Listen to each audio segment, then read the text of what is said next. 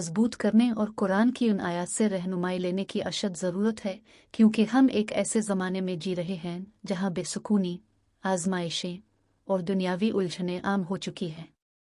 इस वीडियो में वो आसान तरीके जानेंगे जिससे हम अपने ईमान को मजबूत कर सकते हैं।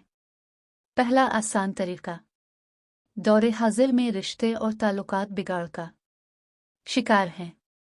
कुरान और हदीस हमें सब्र, दरगुजर और इंसाफ का दर्स देते हैं, जो ताल्लुकात को बेहतर बनाने में मदद देता है। कुरान पाक में हज़रत यूसुफ अलैहिस्सलाम का वाक़या ईमान, सब्र, तक़वा और अल्लाह पर भरोसे का बेहतरीन सबक देता है। ये वाक़या आज के दौर के मसाइल से भी मुताल्लिक़ है और उनका हल फराहम करता है।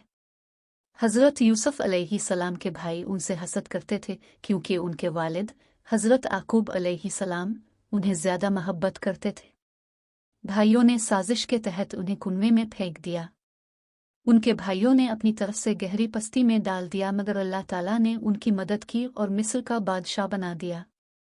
ये बात करने का मकसद ये है कि बहन भाइयों के रवैयों को बर्दाश्त और दरगुजर करने से ईमान को मजबूत किया जा सकता है।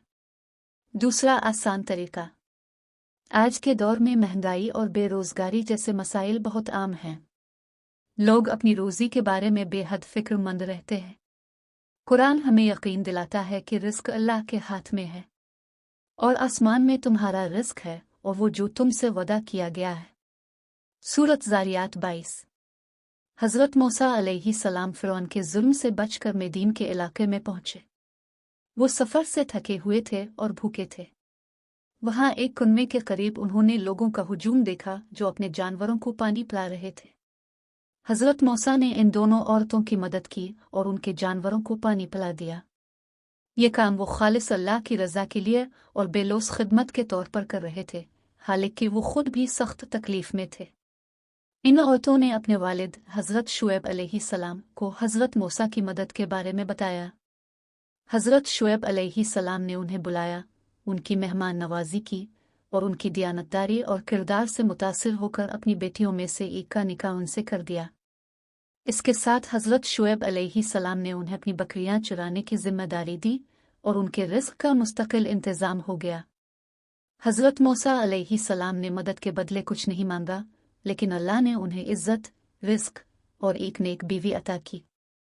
ये हमें याद दिलाता है कि अल्लाह नेकी का बेहतरीन अजर देता है, चाहे वो फ़ौरन मिले या कुछ वक्त बाद।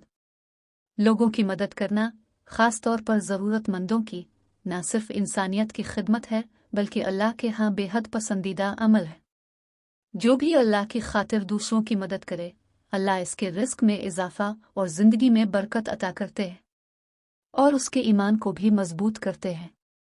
तीसरा आसान तरीका, दीन का इल्म खुद से हासिल करने की कोशिश करें, बिल्कुल इस तरह जिस तरह हर कोई अपने हिस्से का खाना खाता है। दीन का इल्म हासिल करना हर मुसलमान पर फ़र्ज है, क्योंकि ये इंसान को गुमराही से बचाता है और दुनिया व आखिरत में कामयाबी का ज़रिया बनता है। इल्म के बगैर ईमान कमज़ोर हो जाता है और ज़िंदगी बेमकसद हो जाती है। आज के दौर में दीन के इल्म की कमी लोगों को रूहानी तौर पर कमज़ोर और दुनियावी मामलात में बेरारवी का शिकार कर रही है। ये दीन के बुनियादी उसूलों से लाइल्मी की वजह से होता है, जैसे नमाज, रोज़ा, ज़कात और हलाल और हराम के अहकाम। जब इंसान अपने रब के अहकामात से नावाकिफ़ होता है तो वो ज़िंदगी के हकीकी मकसद को भूल जाता है और दुनियावी फितनों का शिकार हो जाता है।